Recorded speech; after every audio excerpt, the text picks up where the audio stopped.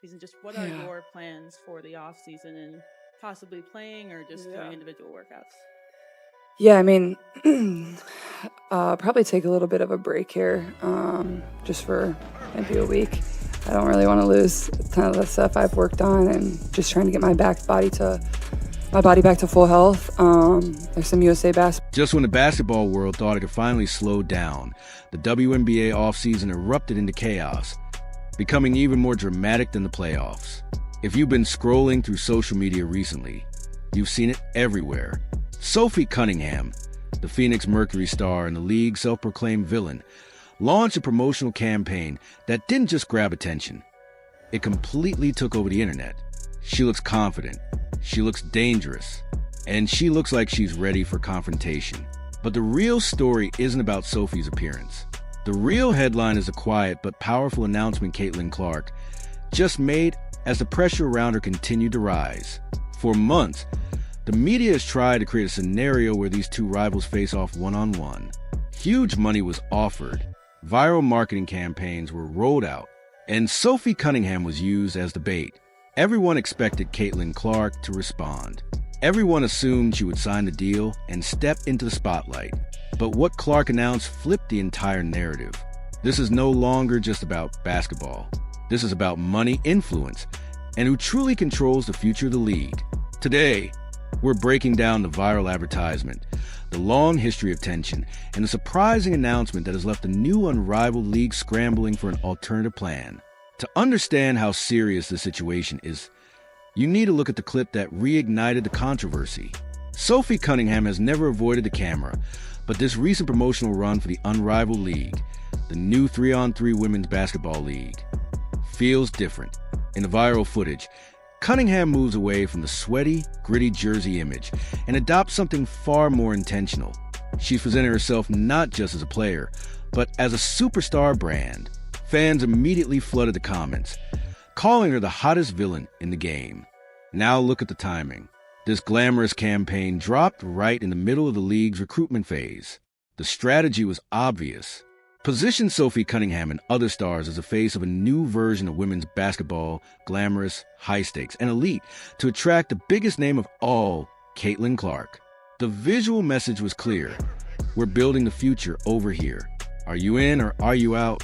The ad was designed to challenge Clark's competitive nature.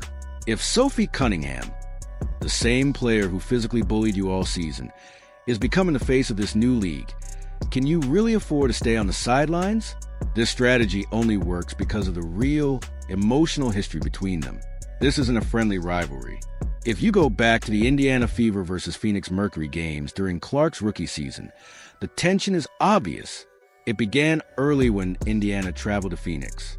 Cameras showed Cunningham picking up Clark full court, using physical pressure to wear down the rookie. And it wasn't just defense. There were extra shoves after the whistle, trash talk right in Clark's ear, and that moment when Cunningham appeared to shoulder check her, sending a clear message. You may be the NCAA star, but this is my territory now. That clip spread instantly online. Cunningham was labeled the enforcer, a role she fully embraced. In post-game interviews, she didn't apologize. She talked about setting the tone and welcoming rookies to the league the hard way. For Clark, already the most targeted player in the game, Cunningham symbolized the resistance from the old guard. Every matchup escalated. Technical fouls, heated exchanges, and a clear sense that these two simply didn't like each other. That's why this new viral ad carries so much weight. It's not just a commercial. It's a reminder of that physical dominance. Now let's talk about where all of this is happening. The Unrivaled League isn't a charity showcase. It's a major business venture founded by Brianna Stewart and Nafisa Collier, created to keep WNBA players in the United States during the off-season with six-figure salaries. They've been aggressively recruiting the top players in the world.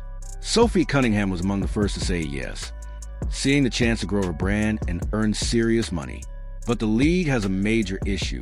To secure big TV deals, they need viewership. And in 2024, viewership revolves around one name, Caitlin Clark. Everyone knows it. That's why the marketing push has been so intense. They've essentially built the arena and are waiting for the star to arrive.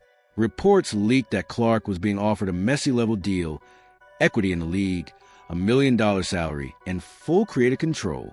The viral ads featuring Cunningham were meant to provoke fans into demanding a rematch.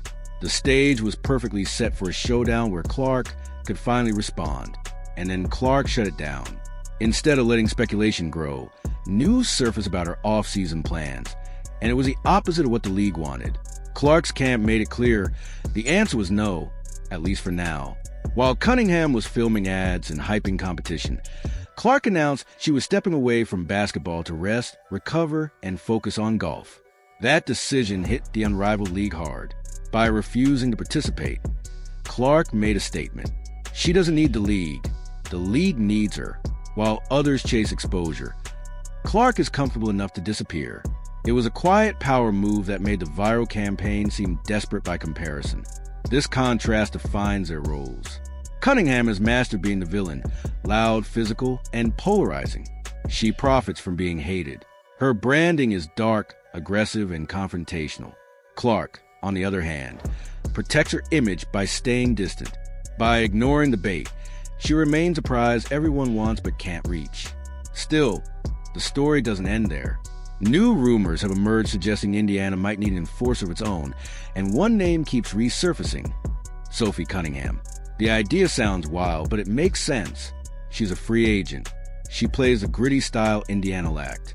Imagine the twist: the player who bullied Clark now protecting her.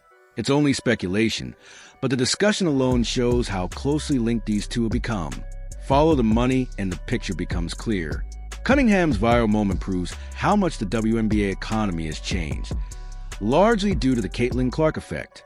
Clark's decision to stay away puts pressure back on investors. Without her, can the league maintain its momentum? Fan reactions only added fuel to the fire. Comment sections turned toxic. Clark supporters attacked Cunningham.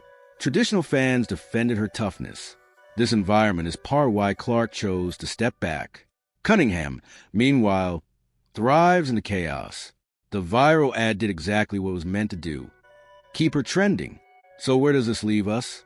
Cunningham is louder and more visible than ever. Clark has created a void by stepping away. It's a stalemate that keeps everyone watching. Insiders believe the door isn't closed forever. Wild card spots remain open. Clark may simply be waiting to see if the league proves itself. One thing is clear: the WNBA has entered its superstar era. We have heroes, villains, and non-stop drama. Cunningham's viral ad was a smart business move. Clark's announcement was a calculated power play. They may not share the same court right now, but they're playing the same game. Whether you support the enforcer or admire the icon, you can't look away. And that's exactly what both of them want.